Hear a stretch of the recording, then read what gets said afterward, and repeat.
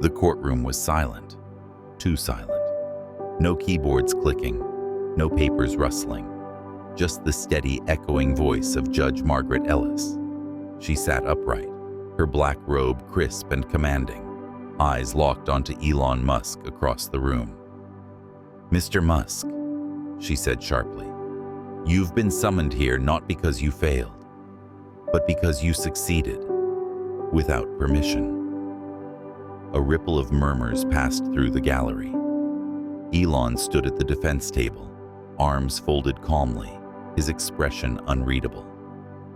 Ellis continued, "This court believes your recent AI-integrated communication rollout breached both ethical and legal boundaries. Your company may have acted without malicious intent, but unintended consequences do not erase responsibility." She paused, leaned forward. "Therefore, this court orders a public apology, delivered here, under oath." The air tightened. One of Elon's lawyers whispered, "We can appeal." Elon held up a hand. He stepped forward. No paper, no script. "Your Honor," he said calmly, "if I may, before I respond to your order, I'd like to show you something." He opened his black leather tablet case, pulled out a device, and tapped the screen once. Ellis raised an eyebrow. "This better not be another stunt." "No stunt," Elon replied. "Just context." A video began to play, projected on the courtroom's large screen. It showed an elderly man speaking fluently for the first time in years, using Elon's neural speech interface. Gasps. The video ended with one sentence on screen. "He was forgotten by the system until we listened." Ellis sat back. No ruling, no gavel, just silence. And in that silence, something shifted. Because Elon hadn't refused the apology. He'd reframed the question. The video faded to black. For a full 10 seconds, no one moved. Judge Ellis adjusted her glasses, tapping her pen twice, sharper than necessary. "This court asked for accountability, Mr. Musk," she said firmly, "not a tech demo." Elon didn't flinch. "I understand," he replied, "but I believe context is accountability. People fear what they don't understand. And right now, most people don't understand what we've built." Ellis leaned forward, hands clasped. "What you've built, Mr. Musk, has bypassed review boards, ignored privacy protocols, and caused concern across 3 continents. Forgive me if I'm not swayed by one emotional clip." Gasps from the gallery. A few reporters leaned in, pens ready. Elon took a breath, then tapped again. Another clip appeared. This time, a 10-year-old girl with cerebral palsy, drawing her first straight line, using the neural device. "This isn't about bypassing rules," Elon said softly. "It's about catching up to lives that can't wait for committees to meet."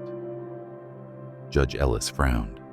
Her voice was steady, but her eyes lingered a moment longer on the girl in the video.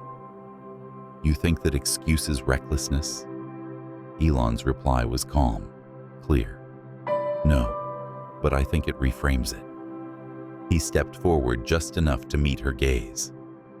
"I'm not here to defend mistakes. I'm here to improve outcomes. And sometimes, the right thing looks wrong until you feel what it changes." Ellis blinked. For the first time, her grip on the gavel loosened. By the next morning, the courtroom wasn't the only place buzzing. Clips from Elon's demonstration flooded social media. TikTok, Twitter, YouTube, full of stitched reactions from speech therapists, neurologists, parents of disabled children. Hashtags lit up. Listen first. Neural dignity. Musk did more than talk. Outside the courthouse, a quiet crowd had gathered. Some held up homemade signs. "This isn't about ego. It's about access. Tech that speaks for the voiceless. A woman in a wheelchair sat near the courthouse steps, a speech-generating device resting in her lap. When asked why she came, she answered through her interface, "Because I'm one of them, and this time, someone remembered me." Inside the courtroom, Judge Ellis reviewed her notes. Her eyes were tired, but her voice still carried authority. This case remains within legal bounds, not viral trends. Elon nodded. "I'm not asking for a popularity vote, Your Honor." He tapped the tablet again. "But these aren't trends. They're stories the system hasn't made room for. Until now." He paused. "You asked for an apology. What if I gave you a solution instead?" Ellis didn't respond, but her fingers had stopped drumming. Her notes remained untouched, and just outside, the news vans had turned their cameras from Elon to the crowd. Because this wasn't about one man's trial anymore. It was about whether justice could hear what progress was trying to say. Judge Margaret Ellis sat motionless. On paper, she still held the power. The gavel, the title, the final word. But something was cracking. Not loudly, but slowly. Inside. She glanced again at the paused image on the screen. The girl with cerebral palsy, eyes locked on her own hand as it traced a near-perfect circle. Ellis swallowed hard. "This isn't the place for emotional appeals," she said at last. But even she didn't sound convinced. Elon stepped forward, his tone still calm. "I agree. That's why I'm not asking for sympathy. I'm asking for an ethical upgrade." He placed a printed document on the bench, a proposal. Neural Ethics Review Board, independent, transparent, global, created by scientists, doctors, patients, and yes, judges. Ellis looked down at the folder. Her fingers hovered above it, hesitating. "You want me to believe you care about regulation?" Elon shook his head. "No, I want you to believe I care about people, and I want the law to meet them where they are, not where it's most comfortable." A long pause. Then Ellis leaned back in her chair, her eyes not on Elon now, but on the courtroom window. Outside, the crowd had grown, not chanting, just waiting. She tapped her gavel once, not to silence, but to steady her own thoughts. "We'll take a recess," she said quietly. "This court has something to consider." And in that moment, she wasn't just a judge anymore. She was someone willing to listen. The courtroom reconvened just before sunset. Judge Ellis entered with less stiffness in her step, still composed, still powerful. But something had changed. Elon stood before her again, this time holding a small, sleek object in his hand. It looked like a wearable headset, lightweight, minimal, quiet. He placed it gently on the desk in front of her. "Your Honor," he began, "you asked for an apology. I'm offering something better." The room held its breath. This is the prototype for the Civic Voice Interface, a simplified neural access tool designed for disabled citizens to communicate directly with public institutions, without cost, delay, or bias. Gasps, murmurs. Elon continued. "It will be open source, independently monitored, and reviewed by the ethics board you now hold in your hands." He gestured to the folder from earlier. "And yes, my name will be nowhere on it, not because I'm avoiding responsibility, but because the people using this deserve ownership." Ellis stared at the headset. For a long moment, she said nothing. Then quietly, "So this is your apology?" Elon nodded once.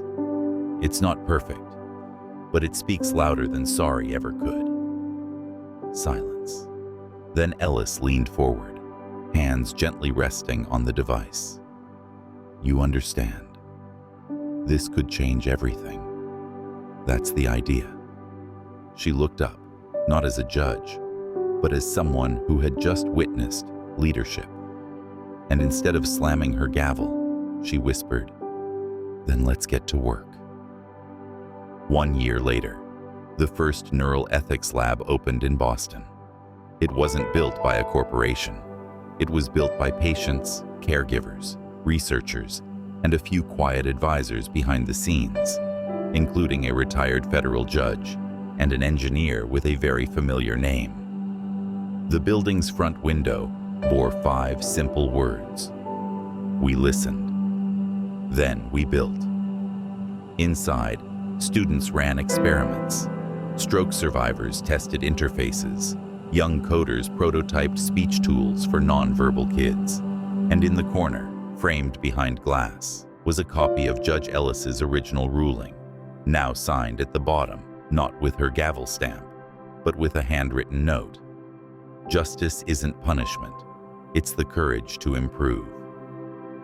Elon didn't attend the ribbon cutting. He watched from a distance, streaming the event on a quiet screen at SpaceX. He smiled as a young boy stepped up to the mic, using one of the headsets. His first words ever, "Hi, world." Judge Ellis stood beside the boy, smiling, misty-eyed. Later that night, she emailed Elon a photo of the moment. The subject line simply read, "Your apology is still working." He replied with one sentence, "Because you didn't just hear me, you heard them." And above both of them, somewhere beyond the clouds and policy briefs, a constellation of silent signals kept moving in orbit, transmitting not just data, but proof. Proof that when we choose to listen first, we stop needing to shout.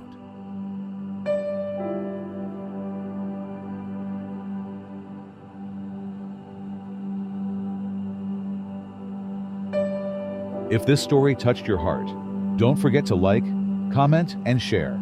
Subscribe for more inspiring stories.